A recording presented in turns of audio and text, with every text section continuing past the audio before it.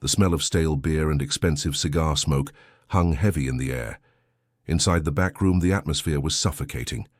Arthur Flegenheimer, known to the world as Dutch Schultz, was sweating.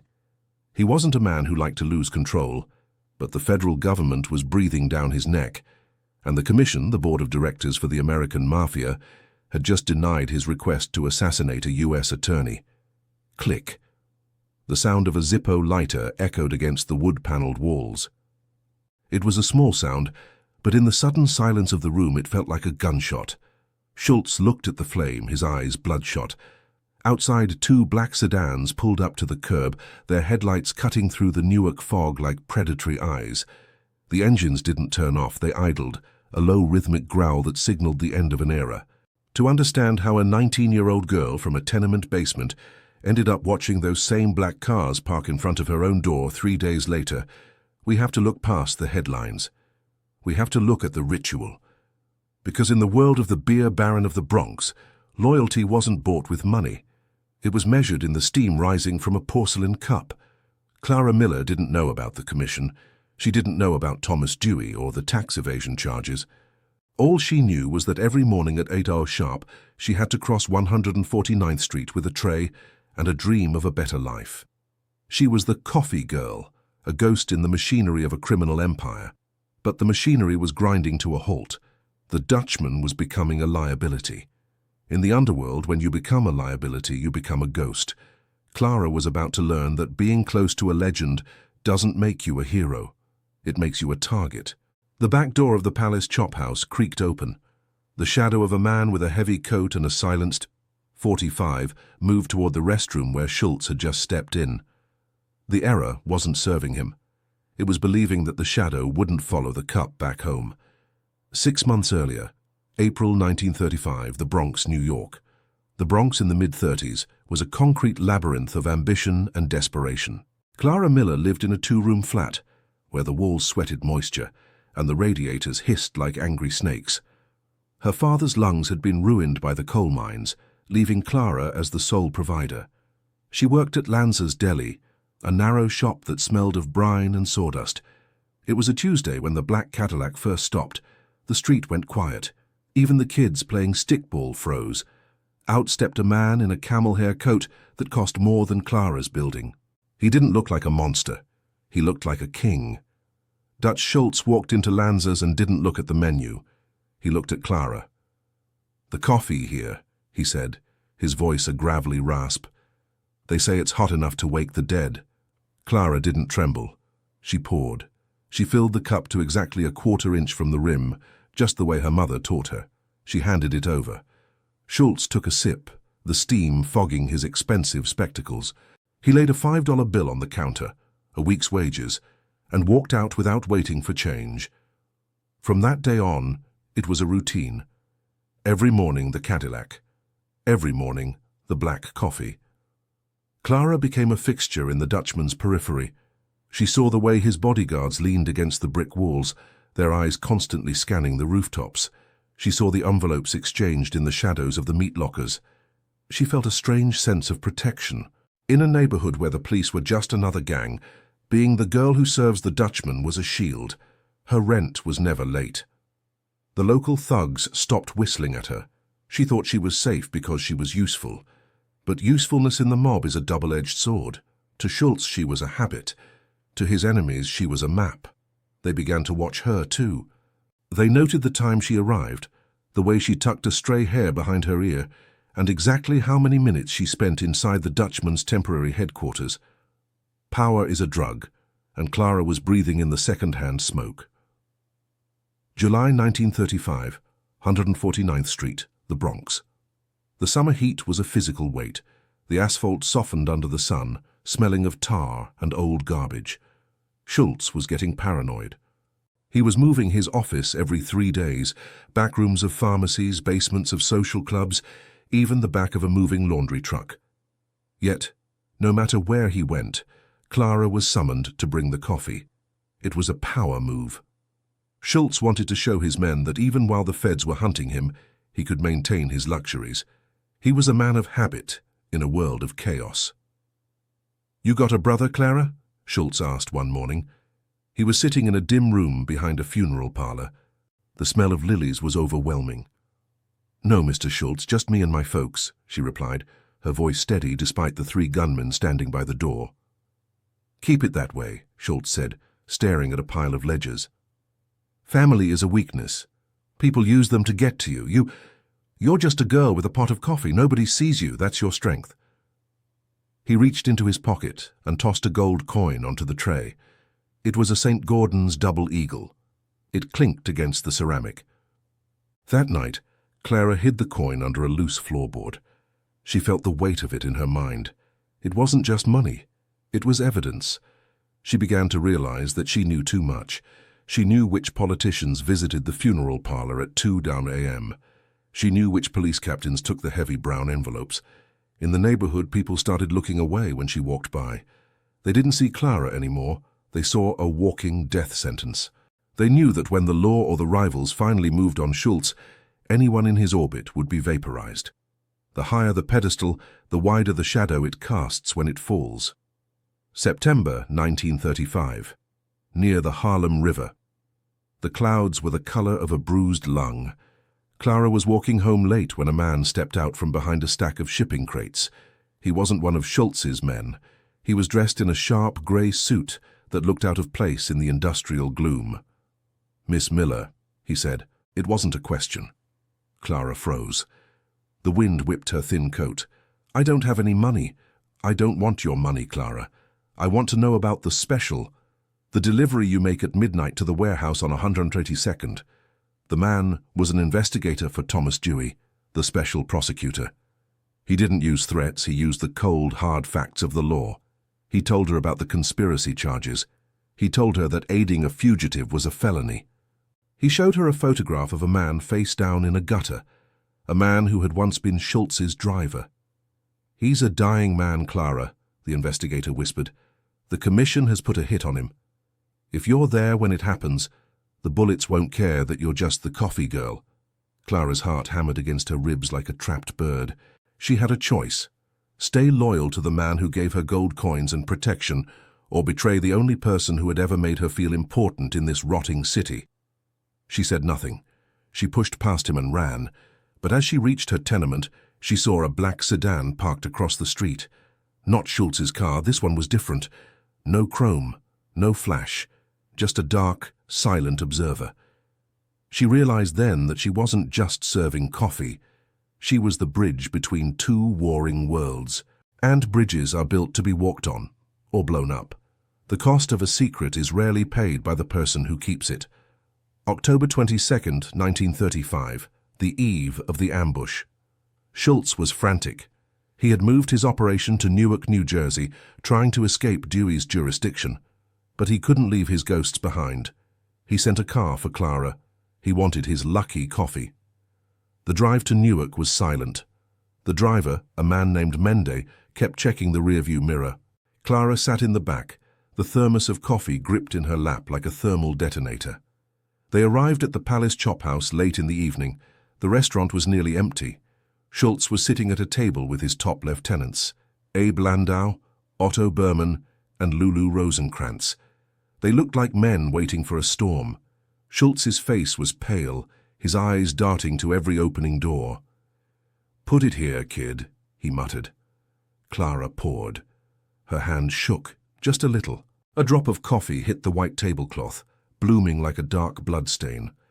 Schultz didn't scream. He didn't even notice. He was looking at a map of New York, tracing lines with a trembling finger. He was planning to hit Dewey. He was planning the impossible. "You should go home, Clara," Lulu Rosenkrantz said softly. He was the kindest of the killers, a man who still remembered his mother's birthday. "Take the train. Don't wait for the car. Just go." It was a warning, a final act of mercy from a man who knew he was already dead. Clara backed away. She didn't take the gold coin this time. She left the thermos on the table and walked out into the cold Newark night. As she reached the train station, she heard the distant sound of a siren. It felt like a funeral dirge. She didn't know that within 24 hours, everyone at that table would be riddled with lead. The last thing she saw was the reflection of the neon sign in a puddle. Palace. It looked like a tombstone. October 23, 1935, 22:15, the Palace Chop House. The hit was professional. 2 gunmen from Murder Inc., Charles the Bug Workman and Emmanuel Mendy Weiss, entered the restaurant with the clinical precision of surgeons. Workman went straight to the restroom. He saw a man standing at the urinal, his back turned. He didn't wait to see the face.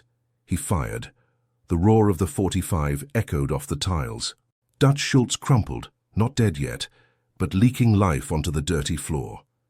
In the main room, Weiss opened fire with a submachine gun. Otto Berman, the math wizard who calculated the mob's profits, was hit first. His glasses shattered. Abe Landau and Lulu Rosenkrantz tried to fight back, but they were caught in a crossfire of lead and shattered glass. The restaurant, once a place of business, became a slaughterhouse. The smell of gunpowder replaced the scent of Clara's coffee. Back in the Bronx, Clara couldn't sleep. She sat by the window watching the street lamps flicker. She felt a cold shiver go down her spine, a sudden, inexplicable sense of loss. She looked at the gold coin on the table. It seemed dull, the luster gone. At that moment, 40 miles away, Dutch Schultz was crawling out of the restroom, clutching his stomach, mumbling incoherent sentences about French-Canadian beans and the big store. He was dying in the same way he lived, in a fever dream of greed and paranoia. The news hit the wires at midnight. The beer baron was down, the empire was headless, and the list of his associates, everyone from the highest judge to the lowest delivery girl, was now in the hands of the police. The king was dead, and the scavengers were hungry. October 24, 1935, 04, the Miller apartment. The silence of the early morning was broken by the heavy thud of boots on the stairs. Thump, thump, thump. Clara sat upright in bed. Her mother was already at the door peering through the eye-hole. "Clara, there are men outside, men in suits." The door didn't wait to be opened. A shoulder hit the wood, and the frame splintered. 4 men entered. They weren't the police, they didn't have badges. They were cleaners for the commission. With Schultz dead, there were loose ends to be tied. "Where is it?" the lead man asked. He had a scar that ran through his eyebrow, giving him a permanent expression of curiosity. "Where is what?" Clara's voice was a whisper. "The ledger." The Dutchman kept a small book. He said he gave it to the only person he could trust. "That's you, isn't it, the little coffee girl?" They tore the apartment apart. They ripped the pillows, smashed the ceramic plates, and kicked over the stove. They were looking for the fabled Schultz treasure, the location of the safe or the ledger that contained the names of every corrupted official in New York. Clara watched in horror as her father was pushed to the floor. She realized then that her protection had been an illusion. Schultz hadn't protected her. He had used her as a hiding spot without her even knowing. "I don't have it," she screamed. "I just brought him coffee." The man with the scar leaned in close. He smelled of peppermint and death. "In this business, Clara, there's no such thing as just. You're either in or you're in the way." They didn't find the ledger, but they found the gold coin. The man held it up to the light, then pocketed it. The error wasn't trying to help her family. It was thinking the mob ever gives a gift without a string attached. October 25, 1935, New York Police Headquarters. Clara was sitting under a single unshaded bulb. Her eyes were swollen from crying. Across from her sat Thomas Dewey himself. He didn't look like a hero. He looked like a man who had seen too many bodies. "The men who broke into your house were Lucky Luciano's people," Dewey said, his voice flat. "They think you have the key to Schultz's empire. The police think you're a co-conspirator. You're 19, Clara. You're looking at 20 years in Bedford Hills." "I don't know anything," she sobbed. "He talked about the weather. He talked about his mother. He never gave me a book." Dewey leaned forward. "He was a monster, Clara. He killed men for looking at him wrong. Why did you do it? Why did you go back every day?" Clara looked up. For the first time, her fear turned into a spark of defiance. "Because he saw me. In this city, I'm a ghost. I'm the girl who cleans the floors. I'm the girl who starves. He gave me a gold coin and called me Lucky. He was the only person who knew my name." It was the tragic truth of the era. The gangsters were the only ones offering a way out of the gutter, even if that way led to a grave. Dewey sighed. He knew she was telling the truth. She didn't have the ledger. Schultz was too paranoid to give it to anyone. He had probably buried it in the woods of upstate New York, where it would remain lost forever. "I can't protect you, Clara," Dewey said, rising from his chair. "I can only let you go. But the streets have a long memory. The truth won't set you free if the lie is more profitable." November 1935. The Bronx. Clara returned to the deli, but the sign was gone. Lanza had fled to Italy. The windows were boarded up with plywood. She walked through her neighborhood, but she was a pariah. The neighbors looked through her. To the law, she was a mob flunky. To the mob, she was a witness. She was a girl without a world. She walked down to the Harlem River, the same place she had met the investigator. The black sedans were gone, replaced by the everyday gray of the Depression. She stood on the edge of the pier, watching the oily water churn. She thought about the coffee, the steam, the way Schultz's hands shook at the end. She realized that the legend was just a man, a scared, violent man who died in his own filth. And she had been the one to witness his final moments of humanity. She took the remaining gold coins, the ones the men hadn't found under the floorboard, and looked at them. They represented her family's survival, but they also represented the blood of Newark. She didn't throw them in the river. She wasn't a martyr. She put them in her pocket and walked toward the train station. She had to leave New York. She had to become someone else. The legend doesn't just eat the heroes, it consumes the extras too. If you look through the records of the 1930s, you won't find much on Clara Miller. She didn't testify in the big trials. She didn't write a memoir. She vanished into the Midwest, changed her name, and lived a life of quiet obscurity. But the story of the coffee girl persists in the dive bars of the Bronx and the back rooms of Newark. It's a cautionary tale about the gravity of power. People still talk about the girl who saw the Dutchman's soul through the steam of a cup. The black cars don't pull up to tenement doors anymore, but the machinery of the city remains the same.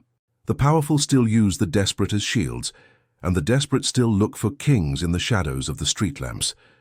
Dutch Schultz's last words were a 4,000-word stream of consciousness fever dream recorded by a police stenographer. In those dying babbles, he mentioned a girl.